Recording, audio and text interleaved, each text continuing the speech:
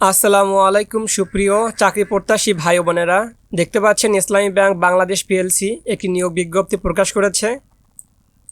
এখানে কল্যাণমুখী ব্যাংকিং ধারার প্রবর্তক দক্ষিণ এশিয়ার প্রথম শরিয়া ভিত্তিক ব্যাংক ইসলামী ব্যাংক বাংলাদেশ পিএলসি এর সিকিউরিটি গার্ড অস্থায়ী পদে নিয়োগের জন্য উদ্যমী, কর্মতৎপর এবং উপযুক্ত যোগ্যতা সম্পন্ন আগ্রহী বাংলাদেশি নাগরিকদের নিকট থেকে অনলাইনে দরখাস্ত আহ্বান করা যাচ্ছে।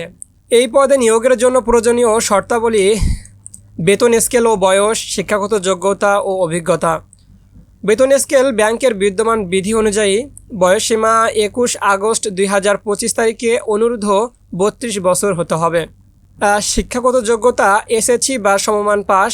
অবসরপ্রাপ্ত সশস্ত্র বাহিনীর সদস্যদেরকে অগ্রাধিকার দেওয়া হবে।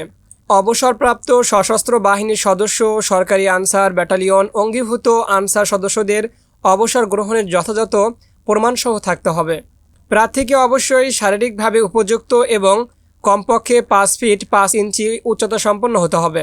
আনসার বাহিনীর সদস্যদের ক্ষেত্রে সরকারি আনসার ব্যাটালিয়ন অথবা অঙ্গীভূত আনসার হিসেবে কমপক্ষে 3 বছরের চাকরির অভিজ্ঞতা থাকতে হবে। আবেদনের সর্বশেষ তারিখ 21 আগস্ট 2025।